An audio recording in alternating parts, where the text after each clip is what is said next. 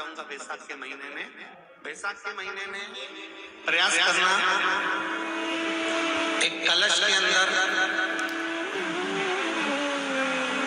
एक बेलपत्री उसमें डालकर बैसाख के कोई भी दिन महीने के अंदर शंकर भगवान को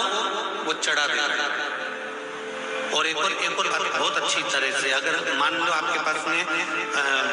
बेल का जो फल होता है ना, बेल का जो फल है वो बेल के फल में से अंदर से गुर्दा निकाल लेते हैं। जो अंदर गुर्दा होता है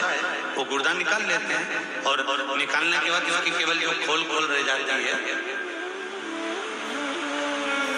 जो केवल खोल उसकी रह गई, और उस खोल के अंदर उस छिलके के अंदर जल भर लेते हैं और उस छिलके के अंदर जल भरकर उस जल को ताम्र पात्र में डाल दिया और वो जल ले जाकर घर का जो व्यक्ति रोगीला होता, जिसको रोग खत्म ही नहीं होता, कहीं दमे की बीमारी, कहीं सांस की बीमारी, कहीं कोई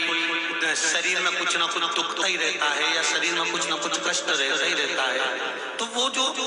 बेल का जो फल होता है उसका जो गुर्दा निकाल लिया जाता है, उसकी जो खोल होती है, जैसे संत महात्मा साधु नहीं होते तुम्बा रखते हैं उसमें पानी भरते हैं, ऐसा उसमें जो पानी हो वो पानी ताम्र पात्र में लेकर उस जल को शंकर भगवान पर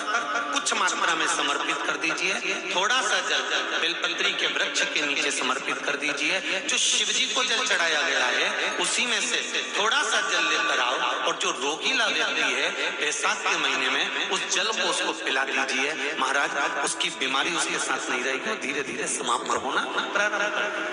बैसाख महीने की प्रदोष काल में शाम का समय सूर्य डूब रहा हो, बस डूबा ही हो, और उस समय पर सूर्य के डूबन के तुरंत बाद बाबा को धतूरे के साथ में बेलपत्री ना चढ़ाते हुए बेलपत्री के वृक्ष के 7 कांटे बाबा के शिवलिंग पर समर्पित करे जाते हैं। महाराज अपनी जिंदगी में अड़चनों को हटाने के लिए, फिर आप जिस व्यापार में उतरे, जिस व्यवसाय में उतरे, जिस नौकरी में उतरे, आप दिल से करें, आपको तरक्की मिलेगी। आप हार नहीं सकते, नीचे नहीं आ सकते, उन्नति पर ही चढ़ेंगे। अपने जीवन में उतार कर रखिएगा। सोमवार की अष्टमी, शिवरात्रि या सोमवार, प्रदोष बन सके तुम्हारे पास में शिवालय हो या बेलपत्री का वृक्ष हो, वहां दीप दान अवश्य करना चाहिए। अब एक बात का स्मरण आपको रहे थोड़ा सा, अगर किसी कामना के वश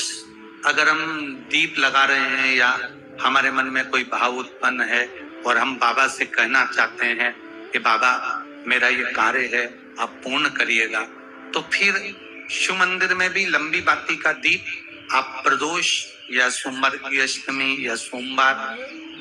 या आप शिवरात्रि को बाबा से निवेदन कर लगा सकते। हाँ, विशेष जब कोई एक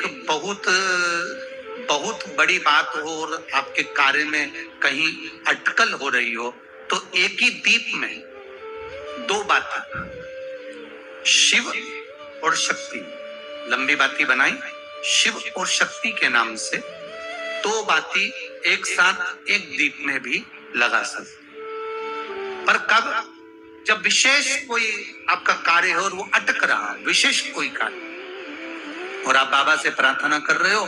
तो 2 बाती का भी प्रयोग आप कर सकते हो। ऐसे शिव तत्व को जानने